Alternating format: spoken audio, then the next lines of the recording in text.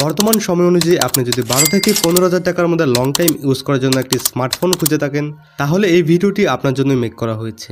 তাই আপনাদের জন্য মার্কেট অ্যানালাইসিস করে টপ 3 ফোন আজকে আপনাদেরকে সাজেস্ট করব। আশা করা যায় এই 3টি ফোনের মধ্যে আপনি যে কোনো একটি ফোন চোখ বন্ধ করে পারচেস করতে পারবেন।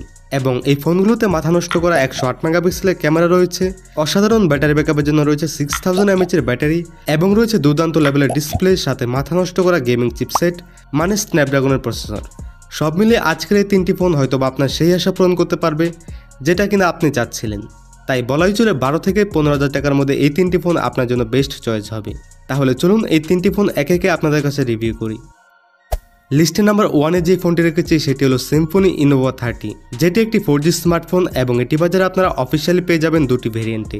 যার প্রথমটি হচ্ছে 6GB RAM 128GB internal storage, যার দাম রাখা হয়েছে 11,699 টাকা অর্থাৎ 11,700 টাকা, এবং দ্বিতীয়টি হচ্ছে 8GB RAM 128GB internal storage, যার দাম রাখা হয়েছে 12,699 টাকা অর্থাৎ 12,700 টাকা। এবার চলুন এই ফোনটির স্পেসিফিকেশনে কী রয়েছে তা দেখা যাক। এই ফোনটি ডিসপ্লেতে ব্যবহার করা হচ্ছে 6.56 ইঞ্চি মাপের একটি HD+ IPS ইনসেল ডিসপ্লে, সাথে রয়েছে 90 Hz রিফ্রেশ রেট এবং 269 ppi ডেনসিটি।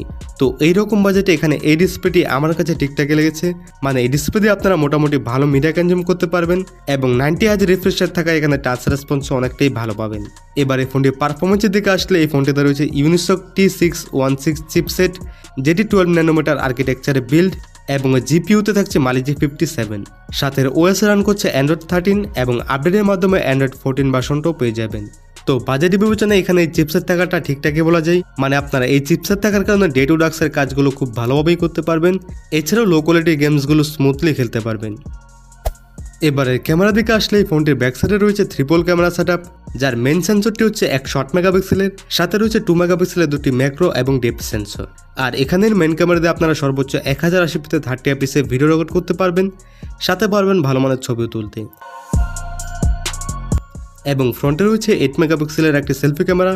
তো এই ক্যামেরা দিয়েও আপনারা 1080p 30fps ভিডিও রেকর্ড করতে পারবেন, সাথে পারবেন ভালো মানের সেলফিও তুলতে। আর এই ফোনটির ক্যামেরা বাজেটের বিবেচনায় আমার কাছে ঠিকঠাকই লেগেছে। এছাড়াও এই ফোনটিতে রয়েছে 5000 mAh এর একটি ব্যাটারি এবং চার্জার হিসেবে রয়েছে 18 ওয়াটের একটি ফাস্ট চার্জার। সো গাইস, এই ফোনটি মূলত তাদের জন্য যারা কিনা ডে টু ডাক্সের মতো কাজগুলো করতে চান, যেমন YouTube, Facebook, Messenger, Google, Instagram ইত্যাদি। এছাড়াও যারা মাঝে মাঝে টুকটাক গেমিং করতে চান এবং মোটামুটি লেভেলে ফটোগ্রাফি করতে চান, তারা এই ফোনটি দেখতে পারেন। আর হ্যাঁ, এই ভিডিওটি দেখার পর প্রত্যেকটি ফোনের এক্সট্রা করে রিভিউগুলো দেখে নেবেন, যাতে করে আপনার ফোনগুলো চয়েস করতে আরও সুবিধা হয়। এবার লিস্টে নাম্বার 2-তে যে ফোনটি রেখেছি সেটি হলো Motorola Moto G24 পাওয়ার। এটিও মূলত একটি 4G স্মার্টফোন এবং এটি বাজারে আপনারা আনঅফিসিয়ালি পেয়ে যাবেন দুটি ভেরিয়েন্টে। যার প্রথমটি হচ্ছে 4GB RAM 128GB internal storage, যার দাম রাখা হয়েছে 12,000 টাকা, এবং দ্বিতীয়টি হচ্ছে 8GB RAM 128GB internal storage, যার দাম রাখা হয়েছে 14,000 টাকা। তো চলুন এই ফোনটির স্পেসিফিকেশনে কী রয়েছে তা দেখা যাক। এই ফোনটির ডিসপ্লেতে ব্যবহার করা হয়েছে 6.56 ইঞ্চি মাপের একটি HD+ IPS LCD ডিসপ্লে, যার রেজুলেশন হচ্ছে 720x1612 পিক্সেল এবং রিফ্রেশ রেট হলো 90 Hz, সাথে রয়েছে 16 million colour support, 269 ppi density এবং 537 নিটস পিক ব্রাইটনেস। তো এরকম বাজেটে এখানে এই ডিসপ্লেটি আমার কাছে ঠিকঠাকই লেগেছে, মানে এই ডিসপ্লেটা দিয়ে আপনারা মোটামুটি ভালো মানের মিডিয়া কনজিউম করতে পারবেন এবং 90 Hz রিফ্রেশ রেট থাকায় টাচ রেসপন্স আগের ফোনটার মতোই ভালো পাবেন। এবার এই ফোনটির পারফরমেন্সের দিকে আসলে এই ফোনটিতে রয়েছে Helio G85 চিপসেট, যেটি 12 ন্যানোমিটার আর্কিটেকচারে বিল্ড এবং জিপিইউতে থাকছে Mali G52 MC2, সাথে ওএস রান করছে Android 14 এবং আপডেটের মাধ্যমে Android 15 ভার্সনটা আসবে কিনা তা এখনও জানা যায়নি। তো বাজেট বিবেচনায় এই চিপসেটটাও আমার কাছে ভালো লেগেছে, কারণ এই চিপসেটটা থাকার কারণে এখানে ডে টু ডাক্সের মতো কাজগুলো খুব ভালোভাবে করতে পারবেন, সাথে হাই কোয়ালিটি গেমসগুলো মিডিয়াম সেটিংসে স্মুথলি খেলতে পারবেন।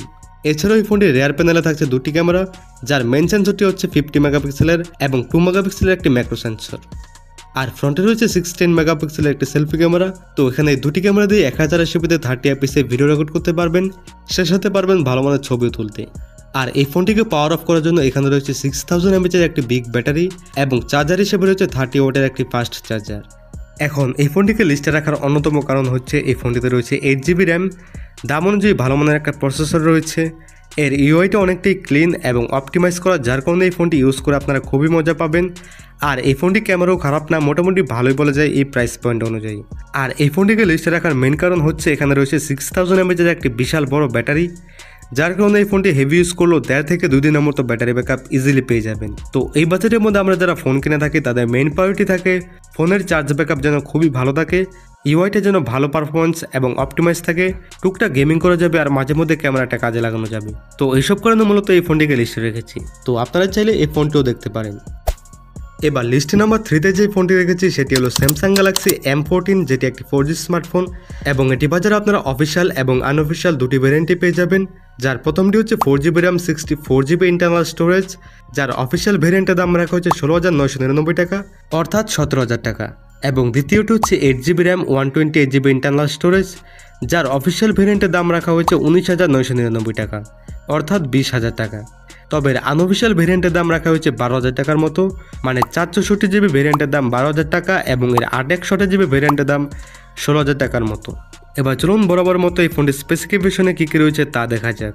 এই ফোনটি ডিসপ্লেতে ব্যবহার করা হয়েছে 6.7 ইঞ্চি মাপের একটি full HD plus IPS LCD display, সাথে রয়েছে 90Hz রিফ্রেশ রেট এবং 394 PPI ডেনসিটি। তো এরকম বাজেটে এখানে এই ডিসপ্লেটি আমার কাছে ঠিকঠাকই লেগেছে আগের তুলনায়, মানে এই ডিসপ্লেটা দিয়েও আপনারা মোটামুটি ভালো মানের মিডিয়া কনজিউম করতে পারবেন এবং 90Hz রিফ্রেশ রেট থাকায় আগের দুটি ফোনের মতো এখানে ভালো টাচ রেসপন্স পেয়ে যাবেন। এবার এই ফোনটির পারফরমেন্সের দিকে আসলে এই ফোনটিতে রয়েছে কোয়ালকম স্ন্যাপড্রাগন 680 চিপসেট, যেটি 6 ন্যানোমিটার আর্কিটেকচারে বিল্ড এবং এর জিপিইউতে রয়েছে Adreno 6, সাথে OS রান করছে Android 13 এবং এর ব্যাকএন্ডে পেয়ে যাবেন One UI 5.1। তো বাজেট বিবেচনায় এই চিপসেটটা ঠিকঠাকই বলা যায়, মানে আপনারা স্যামসাংয়ের ইউআইটা কিন্তু বলতে পারেন বেশ ক্লিন টাইপেরই। এছাড়াও এখানে ডে টু ডাক্সের মতো কাজ এটা দিয়ে ভালোভাবেই করতে পারবেন এবং লো কোয়ালিটির গেমস বা মিডিয়াম ক্যাটাগরি গেমসগুলো খুব ভালোভাবে খেলতে পারবেন এই ফোনটি দিয়ে। এবারে ক্যামেরা দিকে আসলে এই ফোনটির ব্যাক সাইডে রয়েছে ট্রিপল ক্যামেরা সেটআপ, যার মেইন সেন্সরটি হচ্ছে 50 মেগাপিক্সেলের এবং সাথে রয়েছে 2 মেগাপিক্সেলের দুটি ম্যাক্রো এবং ডেপথ সেন্সর। আর এখানেও আগের দুটি ফোনের মতো 1080p 30fps ভিডিও রেকর্ড করতে পারবেন উভয় ক্যামেরা দিয়ে, আর সাথে ফ্রন্টে রয়েছে 13 মেগাপিক্সেলের একটি সেলফি ক্যামেরা। তো এখানে উভয় ক্যামেরা দিয়ে আপনারা বাজেট বিবেচনায় ভালো মানের ছবিও তুলতে পারবেন। আর এখানে এই ফোনটিতে রয়েছে 5000 mAh এর একটি ব্যাটারি এবং চার্জার হিসেবে রয়েছে 25 ওয়াটের একটি ফাস্ট চার্জার। সো গাইস, এই ফোনটি মূলত তাদের জন্য যারা কিনা ডে টু ডাক্সের মতো কাজগুলো করতে চান আগের ফোনগুলোর মতোই, সাথে যারা স্যামসাং লাভার আছেন এবং বাজেটটা একটু কম এবং একটু ভালো প্রসেসর পেতে চান আগের দুটি ফোন থেকে, তারা এই ফোনটি দেখতে পারেন। তো এই ছিল 3টি স্মার্টফোন সম্পর্কে আজকের এই ভিডিও।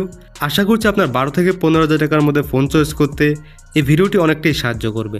এছাড়াও এই বাজেটে রয়েছে বাজারে অসংখ্য স্মার্টফোন, আপনারা চাইলে আরও রিসার্চ করে আরও অন্য কোনো ফোনও দেখতে পারেন। আর হ্যাঁ, আপনারা যারা এই চ্যানেলে নতুন আছেন তারা অবশ্যই চ্যানেলটিকে সাবস্ক্রাইব করে পাশে থাকা বেল আইকনটি প্রেস করে রাখবেন। আর যারা সাবস্ক্রাইব করেছেন তাদেরকে অসংখ্য ধন্যবাদ।